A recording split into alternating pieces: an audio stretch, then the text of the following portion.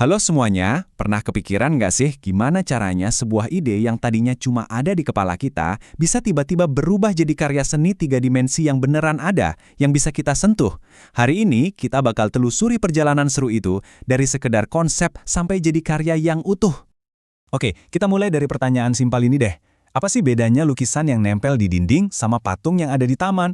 Sama-sama seni kan, tapi bedanya itu fundamental banget. Yang satu datar, yang satu lagi, wah berdiri megah di dunia nyata, bisa kita kelilingi.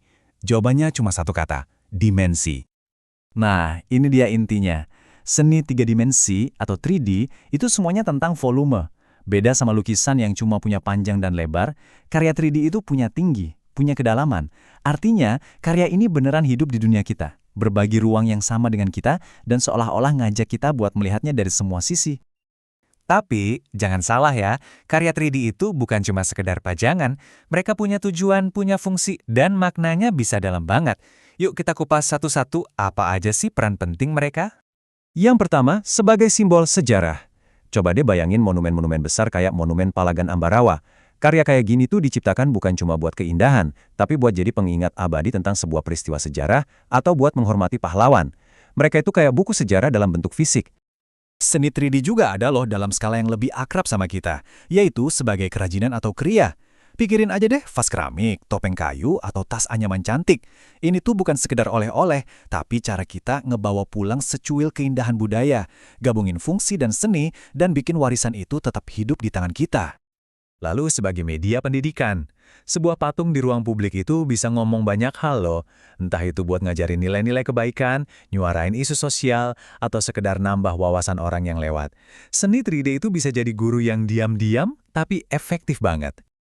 Nah, di sini kita bisa lihat bedanya jelas banget. Di satu sisi, kita punya seni monumental, ukurannya raksasa, buat publik, dan ceritanya tentang sejarah bangsa. Di sisi lain, ada kriya, yang lebih personal, fungsional buat sehari-hari, dan fokus ke keindahan yang bisa kita nikmati dari dekat. Dua-duanya sama pentingnya, cuma tujuannya aja yang beda. Di balik setiap karya yang luar biasa, pasti ada orang yang visioner di belakangnya. Nah sekarang, kita bakal kenalan sama salah satu raksasanya seni Indonesia. Seorang maestro yang karyanya udah jadi ikon bangsa. Ini dia, I Nyoman Nuarta. Namanya tuh udah identik banget sama patung-patung super besar yang ngebentuk pemandangan di Indonesia. Beliau ini seniman yang bukan cuma ngebentuk logam, tapi juga bisa menerjemahkan cerita besar sebuah bangsa jadi bentuk fisik yang bikin kita semua takjub. Pasti pada tahu kan dua karya ini? Garuda Wisnu Kencana di Bali yang gedenya bukan main, sama Monumen Arjuna Wijaya di Jakarta yang super ikonik. Dari dua karya ini aja udah kelihatan banget kan, visi dan skala beliau itu emang luar biasa banget dalam menangkap semangat sebuah cerita. Jadi, poin pentingnya tuh ini.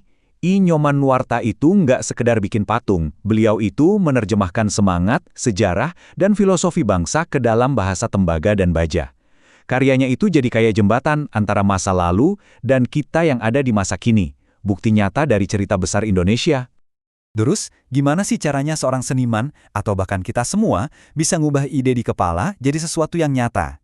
Ternyata ada prosesnya loh, kayak ada resep atau cetak birunya gitu yang bisa kita ikutin. Coba kita lihat langkah-langkahnya. Prosesnya, itu bisa kita pecah jadi 3 langkah gampang. Pertama, rencanakan. Tuangin dulu semua ide kamu jadi sketsa. Kedua, ciptakan. Disinilah saatnya buat main-main, bereksperimen sama berbagai alat dan bahan. Gak usah takut salah. Dan ketiga, yang penting banget, refleksikan. Lihat lagi karyamu, evaluasi, dan cari cara biar bisa jadi lebih sempurna. Oke, kita udah ngobrolin apa itu seni 3D, tujuannya, sampai proses bikinnya. Sekarang, kita masuk ke bagian yang paling penting. Apa sih dampaknya buat kamu sebagai sang pencipta? Karena ini nih yang perlu kita pahami betul-betul. Saat kamu lagi asyik melewati proses kreatif itu, kamu tuh bukan cuma lagi bikin sebuah benda, kamu sebenarnya lagi ngebentuk karaktermu, ngasah skillmu, dan bikin dirimu sendiri bertumbuh.